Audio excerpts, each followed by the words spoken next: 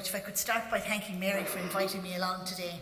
I also want to thank Maria for letting you out for coffee, and yourselves for coming back in from the coffee. Now, my area of interest and professional research has been in oral language. The target population that I'm interested in is children who come from areas designated as disadvantaged. And because I'm interested in the oral aspect of language development, you'll find that my capacity to talk is probably unparalleled. So confining myself to 30 minutes is a challenge, and getting you back in here has been really fantastic as a way of starting all of this off. Okay, now what can we see? We can see this. Okay, so I'll just show you an outline of what I'm hoping to do today within the 30 minutes. I'm going to focus first of all on oral language, because I think it is an aspect of children's language development in their first language that is underrated and very often not understood as having the importance that I think it needs to have. So I'm going to look at that one first, so that we can see that not only is oral language development important for the development of children's literacy skills, it's crucially important for the all-round development of our children. Unfortunately, some of the children who come to school don't have the same language skills as others. So I'll go on and I'll talk about how children's language skills might vary from one context to the next, and what are the implications of that. We'll take a look then at what I think is the hugely important role that parents can play in the development of their children's language skills. And I'll finish off by focusing on one recommendation that I would make around storybook reading that I think, as people working with families, you could possibly help parents to deliver. So if we start with looking at oral language and its importance. Why is it important? Children, the vast majority of our first language learners, English learners, come to school already able to speak. So why is it important that we would focus on oral language skills in school? And I'll go really quickly down through why I think it's important that we would do this. The first reason is that if you think about it, when we want to communicate with someone, the way in which we are going to communicate, most likely going to communicate, is through speaking and listening. So on that basis, I think it would stand to reason that we would build our capacity to communicate through oral language as we go through life. It's wrong to suggest that just because we come to school able to talk, we're done. Learning to speak and to communicate through oral language is a lifelong process. I had an example of it recently when a sister-in-law of mine came to our house to show off a new car that they had just got. And we admired the car greatly. And she said, yes, but she said, it doesn't have Bluetooth. And I said, what's Bluetooth? And she said, I don't know, but it doesn't have it. And they said, it would. So let's face it, we continue to acquire and develop our oral language skills as we grow. Oral language, I think, is also crucially important for the personal development of the child. If you think of a child who has the language skills they need to express themselves appropriately and adequately at any given time, this is a child who is far more likely to feel self-confident, to have a positive self-image. It's a child who is more likely to take risks, to stand up and be counted, to initiate. Where the corollary of that, a child who struggles with language, is more likely to be a child who lacks self-confidence, may have a poor self-image, low self-esteem, may find themselves in the role of a follower rather than a leader. And all of this impacts on who I am and how I behave in any given context. It has implications as well for my capacity in a social context, my capacity to relate to others, to understand others, to empathise with others, to respect and tolerate others. It has a huge impact on my cognitive development, because language and thinking, cognition, are inextricably intertwined. It has an impact also on my imaginative development, a hugely important part of who I am as a child. If it's a wet Saturday afternoon and I'm a poor little girl in my living room at home, but I'm not in my living room at home on a wet Saturday afternoon, I'm a pirate, swashbuckling my enemies out in the middle of the ocean. I bring that world into being through talk. I sustain that world through talk. I invite others in through talk. I develop the story through talk. The world of the imagination requires facility with language in order to come into being, and to be developed. So oral language impacts on all of these particular aspects of a child's development. But another one that I thought I would highlight for you is its impact on our identity as a culture, and I apologise to Max in advance for the following slide. Ricochet, a DJ on Irish Radio's 2FM, asked his listeners what questions they think should be asked on an Irish citizenship test. And these are some of the responses that he got. If you're told that someone is going spare, should you find him a job, find him a girlfriend, or avoid him? So all the Irish people know the answer to that question. Ming the Merciless, is he a comic book character or a TD from County Roscommon? A holy show, is it religious programming, or something garish worn without the wearer knowing the impact? And this is definitely unique to us. Do you live in immortal fear of leaving the immersion on? If someone says, I like your top, do you say thanks or pennies? If a feature on the RTE News reports that an incident took place at tea time and Kieran Mullally still does it, what time did the incident occur? If someone says, story horse, is that a child's toy or a greeting between friends? Bleeding rapid, does it mean it's very fast or it's very good? If someone was a gas man, would they work for the gas company? Or be really funny? You'll get some land. Means you're about to become the owner of some property or you're about to be surprised. Again, unique to the Irish. Do you have an ineradicable belief in the restorative powers of flat 7-Up? Which apparently has no foundation at all in the medical world. If you're telling someone a great yarn and you implore them to stop, do you mean stop or keep going with gusto? And if someone offers to put you in the pot, should you flee from the cannibals or accept their kind offer of dinner? Definitely, oral language contributes to our identity, our cultural identity. But crucially for what we're talking about here, our capacity with oral language is going to be foundational in terms of our capacity to learn in school. Because everything that happens in school, in one form or another, happens through the medium of language. And the language challenge increases as children move up along the school. So, and I love this quotation, the truth is that oral language is primary, interrelated with written language, and the basis of verbal thought, social communication, and the complexities of reading and writing. And this is recognised in our literacy and numeracy report policy document, where literacy, which is a specific type of learning, but crucially important, and its connection with oral language is defined as including the capacity to read, understand, and critically appreciate various forms of communication, including spoken language, printed text, broadcast media, and digital media. So it's completely enshrined in our policy document in regard to literacy. Oral language contributes to the code-related skills, the constrained skills of literacy, such as, for example, phonological development. If I know nursery rhymes, that draws my ear to the sounds of language. I won't use the word phonics, I promise.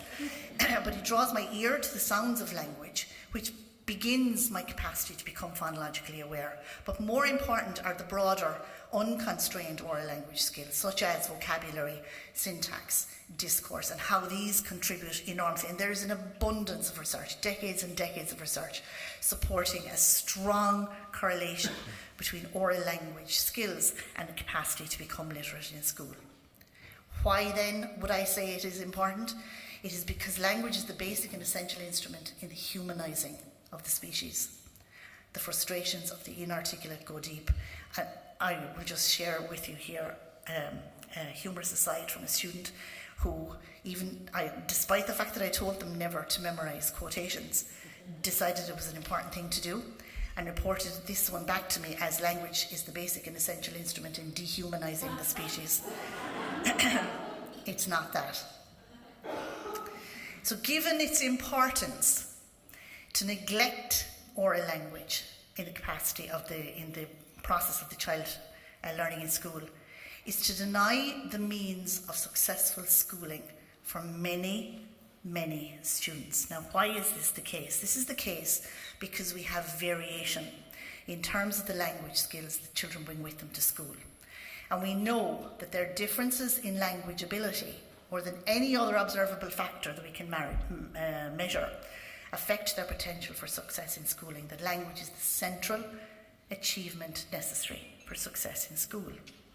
So how does children's language vary such that some children are at a greater advantage than others when it comes to language skill in school? So it varies in terms of their vocabulary knowledge, their capacity to produce complex sentence structures, and the particular style of communication that they use. And I'll go really quickly through this, just to say in terms of vocabulary knowledge, the size of children's vocabulary, the number of words that they know, and the depth of their knowledge of those words varies enormously from one group of children to another. And of course, I'm talking here predominantly about children who are in contexts designated as disadvantaged. These children, by the age of 3, have been found by the seminal Hart and Risley study in 1995 to know on average less than 600 words less than their peers from more advantaged homes. Because acquiring new vocabulary is facilitated by being able to make connections to what we already know, if I know less to begin with, my rate of growth is going to be slower. So the growth in terms of children's vocabulary knowledge slows down when they come to school, and then the gap widens. Some research has found that by the time children are in grade 2 or second class, the difference in terms of their vocabulary knowledge and the knowledge of other children from more advantaged contexts could be as wide as 4,000 words. There's a difference also in terms of syntactic capacity. Children from homes designated as disadvantaged will acquire complex structures later than other children, will use them less frequently, and will use a narrower range of complex utterances than other children. Now, I do want to emphasise here that all children can and do use a wide range of complex language structures. It would be wrong to suggest that they don't. They do. The difference is in the degree of frequency with which they use these complex structures. And of course, if I don't use these structures frequently, my capacity is going to be impacted. And the third area in which we find variation is in regard to communicative style. There are significant differences in the purposes for which children use language. So some children, in some contexts, are more likely to use language for more abstract purposes, such as reasoning, justifying, analysing, predicting, speculating into the future, and so on. These are more complex, abstract language structures, and particularly they're the kinds of structures that we need to be able to use in the formal institution of school, where we are using a language style which is more complex and more formal. And so we find a lot of children who come from designated disadvantaged contexts struggle with using language to do, for example, things like explaining, presenting coherent narratives that others can understand, giving oral definitions. But again, I want to emphasise that these children are not non-verbal, they do not lack experiences, and they are not culturally disadvantaged. They do have English, they do have language, but possibly not that standard middle-class English style that's favoured in school. They come to school with as many experiences as other children, but crucially, what the research is finding is that they may not have those experiences that are most critical for achieving academic success in school. So, why? What's happening in the lives and the experiences of these children that result in them having different styles and capacities for language? And the first finding from the research suggests that it is to do with the nature of talk used by parents.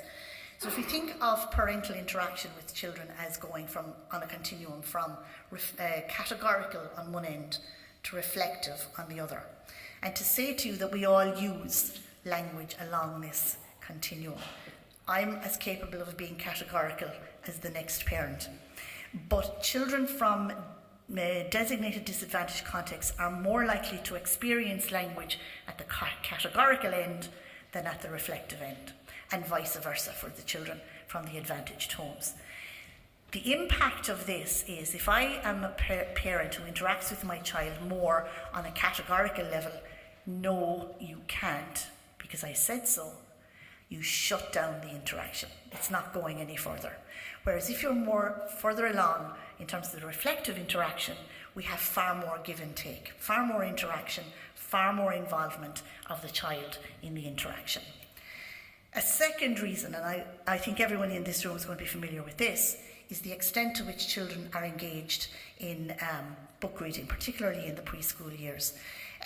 Again, research has suggested that children from more advantaged homes, by the time they enter school, will have been exposed to somewhere around 720 hours of book reading, whereas children from other homes may have as little as 25 hours of book reading before they come to school. Now, what is the impact of this on their language learning? When we engage in book reading, first of all, we hear very complex vocabulary, very complex sentence structures, beautifully structured, coherent, organised discourse in the form of the story, if we pick good quality stories. But if we interact with the child around the book, we engage in what's referred to as non-immediate talk. So non-immediate talk is talk which uses the book as a catalyst for talking about things which are connected to what's going on in the story. This gives children greater opportunity to talk, and with the scaffolding from the parent through the interaction, engages them in more complex talk than might otherwise be the case. I'll come back to that one again. The third area where we find a difference in terms of these children's experiences in terms of imaginative play. And increasingly with the use of video games, they're engaging less and less in imaginative play. And as I described to you earlier, engaging in imaginative play requires us to use complex language. Sitting down around a table, having dinner together, or doing anything together where we are interacting as a group, as a family, facilitates the development of children's language skills, and in particular, the development of their narrative skills. So we sit down at home, we have dinner. What's the first thing you do? Is you talk about what happened today. You tell a story. And in the process, first of all, the children are exposed by osmosis to the form of the narrative through listening to the adults and how they construct their narratives. And secondly, they're given an opportunity to present their own narratives and scaffolded through the production of those narratives. Now, if we don't ever sit together and chat, then we lose this opportunity and we lose out on building this particular language style. And finally, I'll just make a reference to a study by Hart, who talks about the social dance of conversation and the importance of engaging children in conversation. When I talk to parents, my biggest message to them is give your children time. Talk to and listen to your child. And you cannot imagine the impact that has on their language development, apart from a lot of other things as well. And she talks about attention amount and engagement. Children need to experience conditions frequently where they are heard when they speak, where in the interaction they are exposed to rich and varied models of talk, and where they are engaged as real partners in the conversation, as distinct from just turn takers in an interaction. So if I were to develop a family learning program designed to deliver on children's language skills, I would build it around the bullets that are on these slides, because these are the areas where research has found differences in terms of children's experiences, which lead to differences in terms of their language skills. Broadly speaking, research finds that in supportive family verbal environments, parents or caregivers talk more with their children, encourage the children to talk more, provide more opportunity for children to talk, use a wider range of vocabulary and richer vocabulary. A supportive conversational style is where we scaffold the children to engage meaningfully in the conversation. These parents ask more questions. And this reminds me of my own children, 24 and 22 now. The older one is a boy, and I ask him a lot of questions. I continue to ask him a lot of questions.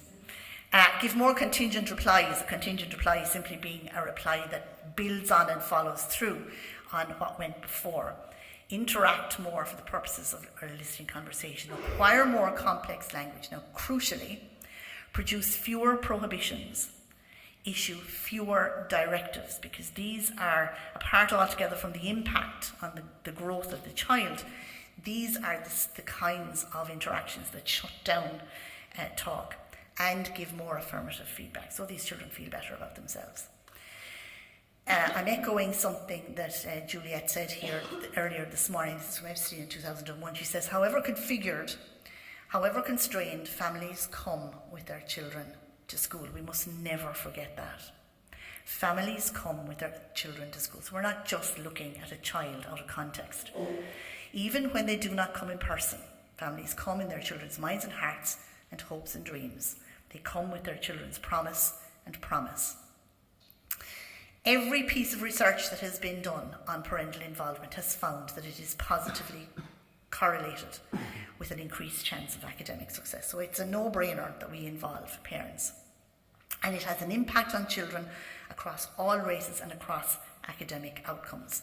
We have recognised this in this country in our policy documents, and parents are to the front and centre of a lot of the policy documents that are emanating in this country in the past and also in the present.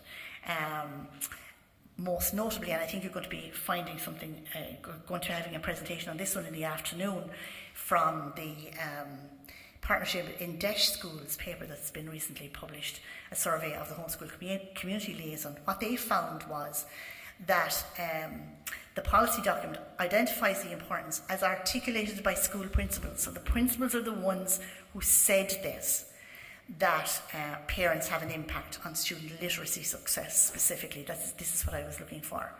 And a major goal of the homeschool community liaison scheme is to increase the involvement of parents in their children's education and promote effective partnerships, obviously, between parents and schools. And they also found that among the issues identified as potentially problematic for children of at-risk families were the poor oral language skills of the pupils. So this is very much a live issue that we need to think about and be aware of. So my recommendations arising from all of this are that we should definitely involve parents as best we can, and there's a lot of literature around how to reach out to parents and how best to involve parents in homeschool partnerships. But my particular recommendations are that the one I'm going to focus on now is around literature and exposing children, encouraging parents to expose children to story and reading at home. But more than, because we know this already, and we do an awful lot in terms of sending home story sacks and talking to parents about the importance of reading. More than that, we need to drill down a little bit more into the quality of the interaction between the parent and the child during the story reading experience. And that's what I want to talk about now. To talk about a particular style of reading called dialogic shared reading. So we find in research that parents fit into one of these three categories, the describer style. So I'm reading a story with my child and I describe what's going on and I use vocabulary and I draw children's attention to the words in the story, but it stops there. That's a dog, that's a cat, that's a house, which would be a very typical style of interacting during story reading at home. Then we have the collaborators who invite children's participation in the telling of the story and do give positive feedback when the children participate, but don't necessarily scaffold them particularly closely.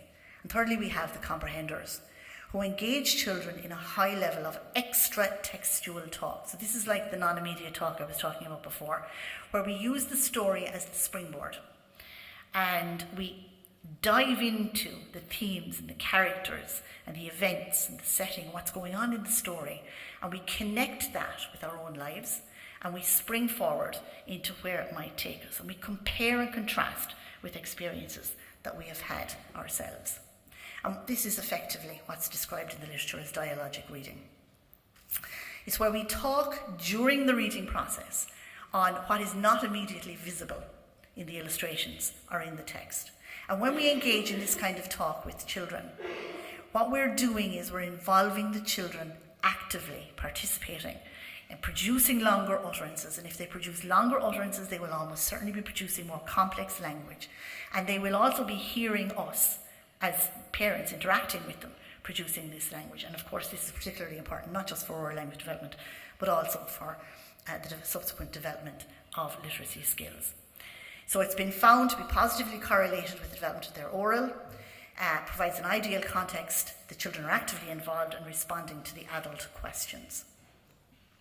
I'm just going to highlight, and again you're probably familiar with this, 2 scaffolding techniques that have been identified as part of the dialogic shared reading, that if you were to involve parents in doing this, these would provide them with a scaffold on how to engage with the child through the book, through the story reading exercise. And the first is called PROMPT, which stands for prompt, evaluate. So you prompt the child to say something. You evaluate what the child has said. In your evaluation, you affirm and you extend. So you give more, and then you repeat, and you ask the child to repeat something that has been said. And then it goes on to describe crowd, which is the kinds of prompts that we can encourage parents to use with their children in these kinds of contexts. The simplest one being the completion prompt. So we give them the beginning of the sentence and they give us a word at the end of the sentence, a recall. We ask a recall question about something that we've just read. An open-ended prompt, which is the one that we want to focus on, where we ask a WH question: why, when, who, which encourages the child to make inferences and to think beyond what's happening immediately in front of them. And then the distancing prompt, which is a really important one, which is where we distance ourselves from the actual story that we're reading now, and we make connections with our own lives. We make comparisons, we predict on the basis of what we've just had. So what I would be suggesting is that if you were interested in developing children's or parents' capacity to read in this form with children, that we would take one step at a time, and we would teach one skill at a time, because obviously what I've described here is a lot. And we would model and pilot and engage parents and give parents feedback on how they're doing it, and let's see how it works. And I can guarantee you, if your parents engage in storybook reading with their children in this format, their language skills will develop. Thank you.